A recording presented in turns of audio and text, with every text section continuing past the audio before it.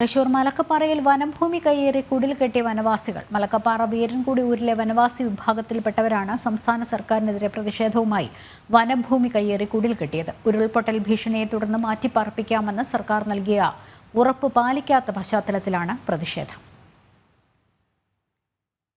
2018 പ്രളയത്തിൽ മലക്കപ്പാറ വീരൻകുടി ഊരിന്റെ ഇരുവശവും ഉരുളെടുത്തിരുന്നു.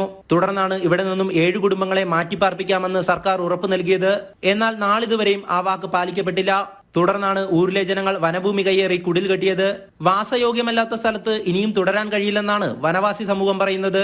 കുടിൽ കെട്ടിയ വിവരമറിഞ്ഞ് അവിടെ എത്തിയ വനംവകുപ്പ് ഉദ്യോഗസ്ഥരും പോലീസും ഇവരെ തടയാൻ ശ്രമിച്ചു. എന്നാൽ വനവാസി സമൂഹത്തിന്റെ പ്രതിഷേധത്തിൽ ഉദ്യോഗസ്ഥർക്ക് പിന്തിരിയേണ്ടി വന്നു. കുടുംബങ്ങളെ മാറ്റിപ്പാർപ്പിക്കാനുള്ള നടപടി വൈകിപ്പിച്ച സംസ്ഥാന സർക്കാരിനെതിരെ വൻ പ്രതിഷേധമാണ് വനവാസി സമൂഹം ഉയർത്തുന്നത്. മലക്കപ്പാറയിലെ ഊരുകളിൽ ജനങ്ങൾ അനുഭവിക്കുന്ന ബുദ്ധിമുട്ടുകൾ ചെറുതല്ല.